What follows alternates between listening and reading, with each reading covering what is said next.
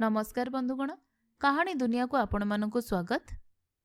आजिर कहानीर ना है घरे और बाहर। गोविंद जड़े पंडितों घरे चाकर थाए, किंतु पाठ पढ़िबा सकाशे तार थाए गभीर आग्रह। जेतेबेले पंडिते तांको छात्र मानकु पढ़ाउथांती, से अंतराल रे ठिया होई से सबु शुणे।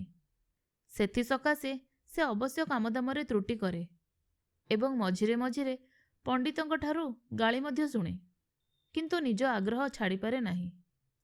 दिने पंडिते गोटे जटिल विषय तांको छात्र मानकु बुझाउथिले। गोविंद एक ध्यान रे से कथा शुणुथिला। हठात पंडितों आखि ता उपरे पड़ीगला।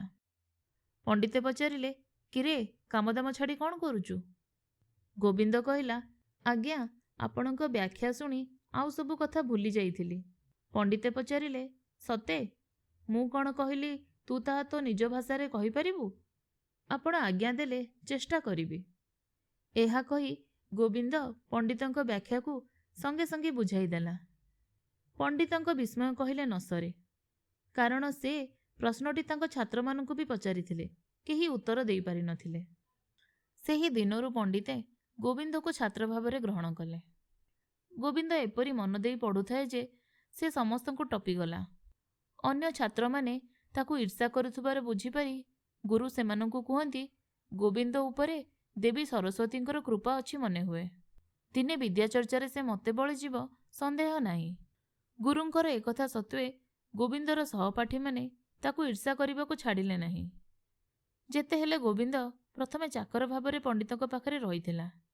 से पुणी अत्यंत गरीब घरर पिला, तेणु ता उन्नति को से माने सही पारु नथिले। किंतु गोविंद केबे हेले गर्व करू नथिला कि विरक्त होउ नथिला।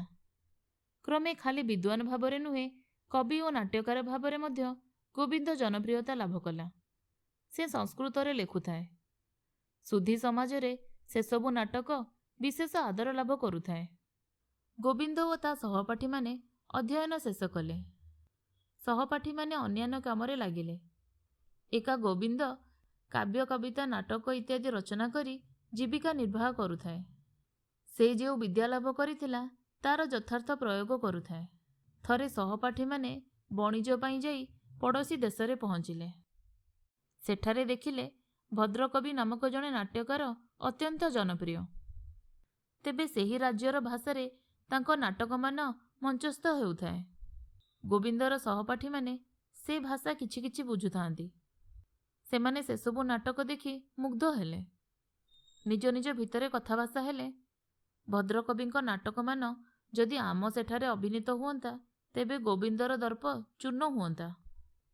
सेमाने जाई भद्रकविंकु साक्षात कले आउ कहिले, महाशय आपणको नाटक मान देखि आमे माने अत्यंत आनंदित। आम राज्य रे केवल संस्कृत रे नाटक अभिनय हबा विधि।